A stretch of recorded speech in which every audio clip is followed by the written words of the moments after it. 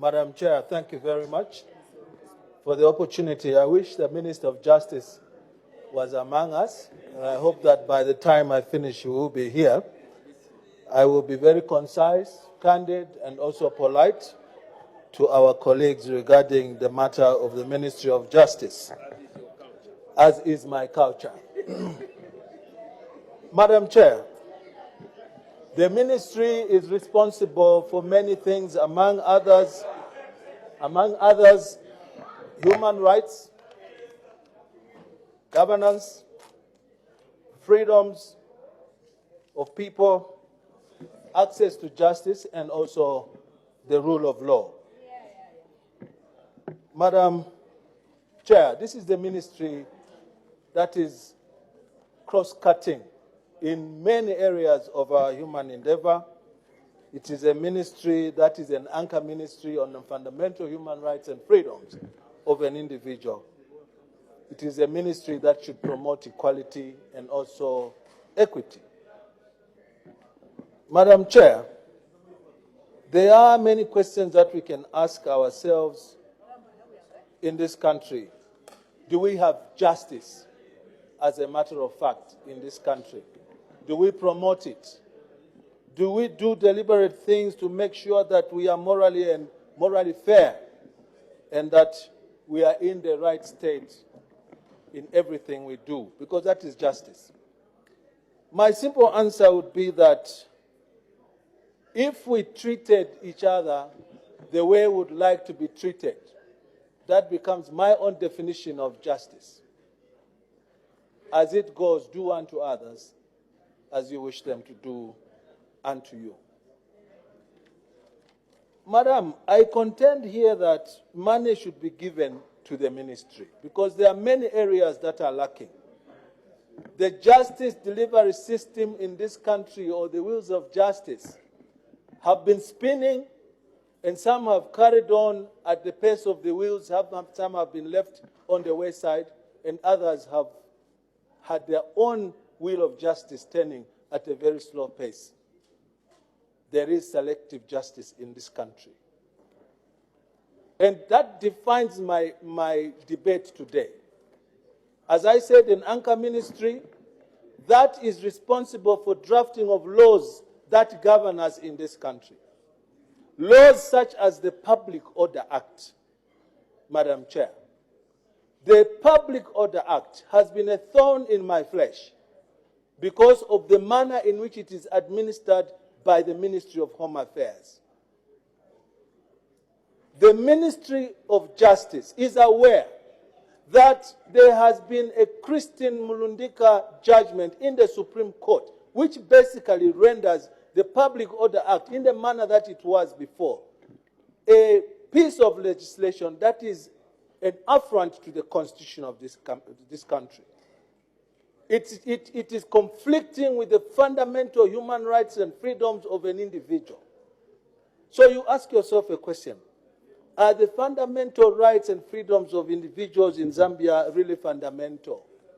The simple answer, Madam, again, is no. Because depending on who you are, the law in this country treats you differently because it's operated by men. And I'm talking about men generically, including women.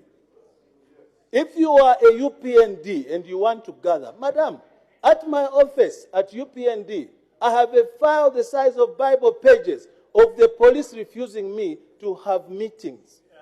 Fundamental right and freedom of people to associate, people to move, people to assemble. We have been sat upon by PF for far too long.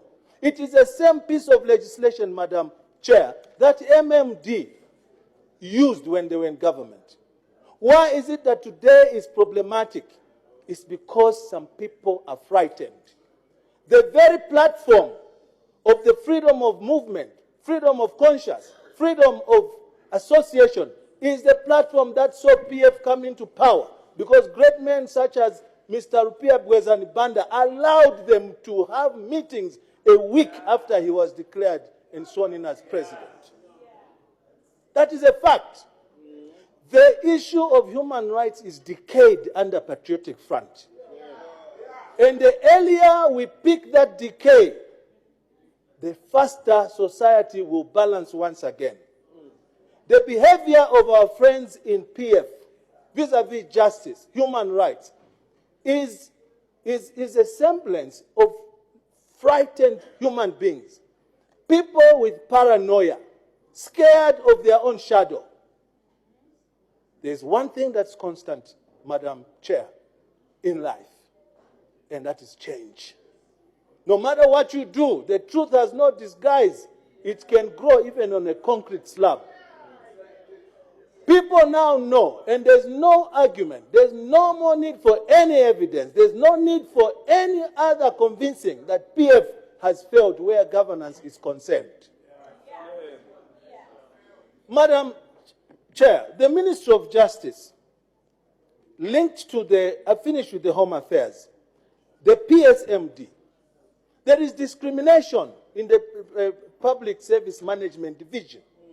We have cried and cried and cried, and our tears are dry about victimizing individuals and retiring people on either flimsy, frivolous charges of national interest or public interest. People have got families.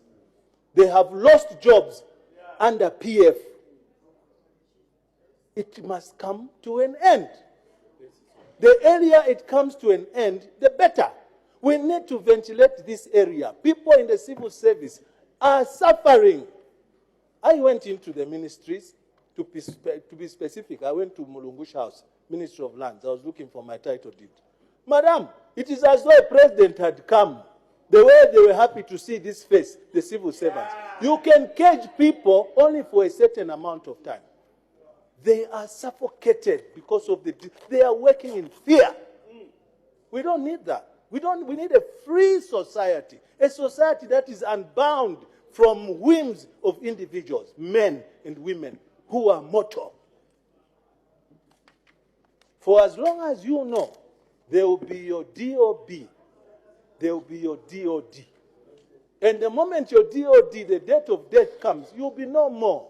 You will be like those people, the great men we read about, like Adolf Hitler, like Muammar Gaddafi, like Mussolini, Benito. That time will come. And it will come sooner rather than later. Madam Chair, the issue of compensations, the issue of retirees, I cross to the Ministry of Finance. I know, and it's not a secret anymore, that PF is broke. And by extension, this country is broke. We all have got no money. The retirees have camped at the Ministry of Justice. If you go there in the morning, you'll find that they are having devotion. I saw a clip where they were praying at 7:45 and the Minister of Justice was reporting to work at his office. And yet, this government chose to go and buy a luxurious aeroplane. What about the fundamental human right of these people to get their benefit from work? Where is that fundamental right for people to get what is due to them? They have been reduced to beggars. They have been reduced to beggars. And they provide a burden, Madam Chair. They provide a burden on the little numbers of people who work in this country. They have become liabilities. Not so long ago, my young brother and I did a motion to make sure that government takes responsibility of the employees at Tazara as well as Zampost. The list of people who are in consternation in this country is endless because they do not respect their economic fundamental right to get what is due to them. There is also a lot of wastefulness. Go into the Auditor General's report and find out year in, year out, wasteful expenditure. And yet, if these people were given their monies, I can assure you, money bears money. It is like a fruit tree. If you give me 100 kwacha today, and I've got it up here, I've got grey matter, as my president would say, that 100 kwacha within a short time could be 120, 140, 200, and will sustain me. Those people are living off the wall, on the street, Independence Avenue, where the president, the head of state, lives. And yet, We have a constitution here that forbids us from hate speech. I heard the president, and again I felt that my right had been stepped on by the head of state, who said UPND is simply but a cult. That is hate speech. It injured my feelings because I belong to UPND. I belong to this country. This country is in trouble. And by extension, I'm also in deep trouble. And then we have a head of state who can casually say that this person, this individual, will never come to State House as if that PO box was domicility for him eternally. No. It is courtesy of the Zambian people who go to vote. I got 4 minutes.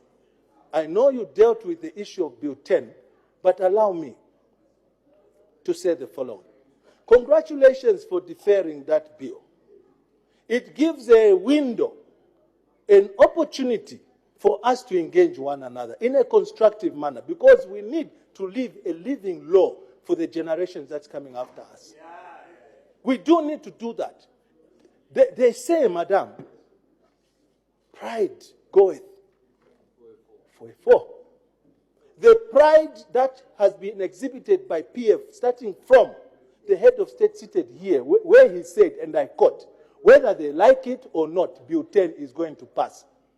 That is a definition of pride. Let me just give some advice to the head of state through you. It doesn't pay to be proud and arrogant. It doesn't. Order, order. That reference to His Excellency the President, proud and arrogant, cannot be allowed. Withdraw it and focus on the debate. Withdraw that. I gladly withdraw that. I gladly withdraw that, madam. I'm saying there's an opportunity for us to mend the fences. The act on Tuesday of coming to restore a bill that had expired, just to come the next day and defer it, was a waste of time.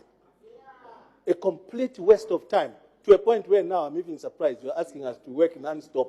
You could have brought that bill, you get your defeat here quickly, or now you thought, because that was, the testing of the depth of the water is to step in it. You stepped on the water, we left. You realize you cannot make the law on your own. Through the chair, Honorable Nkombo. They realize they cannot make the law on their own. Drop your guard. Through you, Madam Chair, Honorable Vice President, drop your guard so that we can sit down and discuss. Like people with a common agenda, a people who know that they are passing phase, a people who are going to develop a law that is going to stand the test of time. We are available, but we are not available for you to start cherry-picking individuals one by one and say, you come this way. Because of this, we are going to do that. That is blackmail. The approach that you have taken on this withdraw the use of the word blackmail. I withdraw the word blackmail, but that is evil. That too? I withdraw that, and I said that's unacceptable. You cannot be calling individuals on the side on a matter of national interest. You cannot. This is why the 2016 bill, where the dove refused to fly at the Independence Stadium, crash landed. Because you use the same attitude. Madam Chair, once beaten, twice shy. This whole process, you can give the longest history, was never inclusive. It's full of arguments, it's full of consternation. People are anxious in this country because they would like to see a law that will be made in a very consensuous manner, where everybody is happy to say we are building a law, a fortress that is going to outlive us, and not a law that simply wishes to put somebody in a stronger position. No. They were great people, and these people are nowhere near those great people like Muammar Gaddafi. Order. They are not for debate, whoever you are referring to. The PF can never be greater than Muammar Gaddafi's party, could never be greater than the Nazis. They fail. Order. You know, you still have 45 seconds. You can use them productively. Continue. My point is that there's a window for us to discuss and drop the guard of pride. Let's drop the guard of pride. I would be, and I'm not hiding my feelings, I would be happy to be one of those people who were part and parcel to the making of a good law that was accepted by the church, by the students, by all parties in the country. But what we have in PF, madam, there's just quarreling. They quarreled with themselves, they quarreled with the church, they quarreled with the embassy, they quarreled with us, they quarrel with everyone. Now they are quarreling with vendors. Now they are quarreling with vendors, street vendors. The area you realize that you have to sit down, settle down and discuss, the better for you. I thank you, madam. Let me go back.